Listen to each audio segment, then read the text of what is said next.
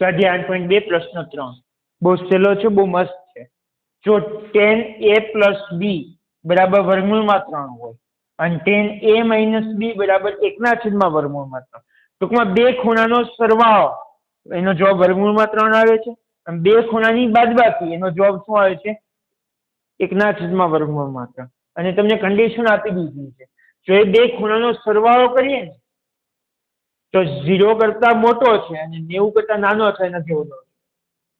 સમજાયું? અને a is greater than b, એ મોટો છે b નાનો છે. આવું શા માટે? સૌથી મોટી વસ્તુ છે કે આ વસ્તુ શેના માટે આપેલી છે?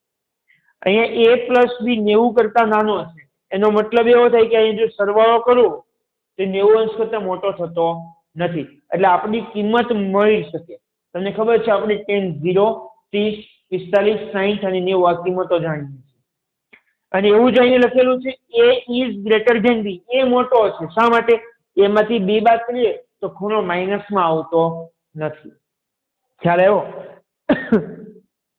આ તો તમને અટવાડવા માટે છે ખાસ. તમે આવું કઈ વિચારો નહીં તો દાખલો સાવ સહેલો છે.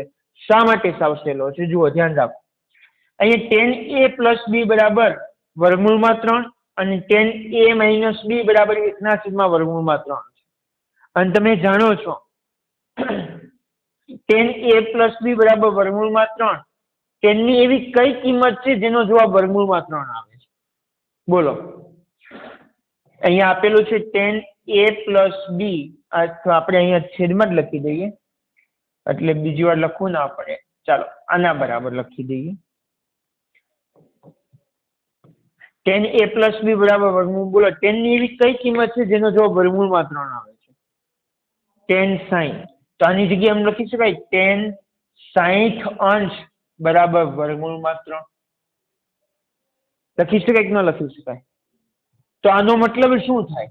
આનો મતલબ થાય કે a પ્લસ b બરાબર 60 છે, a વત્તા b બરાબર શું છે? 60. ખ્યાલ આવ્યો? કેમ કે tan સરખું જ છે, આ પણ સરખું જ છે, તેનો મતલબ કે આ પણ સરખું જ થાય. ખ્યાલ આવે છે? એ સરખું થાય એટલે આવું થાય. સમજ પડી કે ન પડી? ચાલો, સેમ ટુ સેમ અહીંયા એવું જ થશે. tan a માઇનસ b બરાબર 1/3 વર્ગમૂળમાં 3. બોલો tan ની એવી કઈ કિંમત છે જેનો જવાબ 1/3 વર્ગમૂળમાં 3 આવે છે? tan 30. એના બરાબર શું આવે છે? 1/3 વર્ગમૂળમાં 3. તો શું થાય બોલો? અહીંયા જેમ a પ્લસ b બરાબર 60 થયું, તો અહીંયા શું લખી શકાય?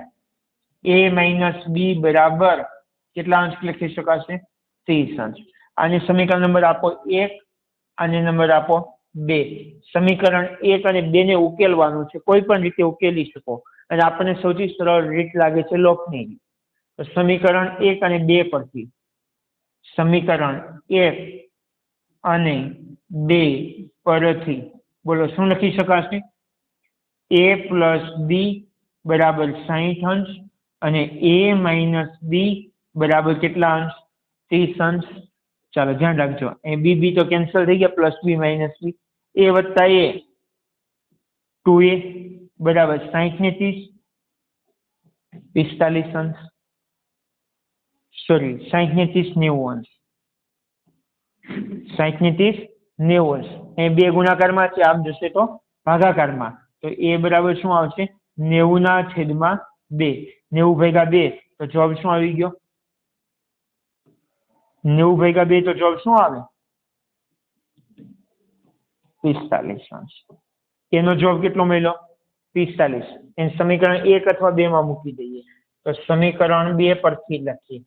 સમીકરણ 2 પરથી સમીકરણ 2 શું છે? a minus b, a minus b બરાબર 30 અંશ, અને એની કિંમત કેટલી છે? 45. તો a 45, 30 ને આ બાજુ લાવો -30, માઇનસ બી ને પહેલી સ્ટેજ પ્લસ બી. તો બોલો બી બરાબર શું થશે? 45 માંથી 30 જાય તો 15 અંશ. એનો જવાબ કેટલો આવ્યો? 45 અંશ. બી નો જવાબ કેટલો આવ્યો? 15 અંશ. જુઓ, a પ્લસ બી, આ બે 45 અને 15 નો સરવાળો કરો. 45 અને 15 નો સરવાળો કરો તો કેટલો થાય? 60 અંશ થાય. તો 60 અંશ બરાબર 3.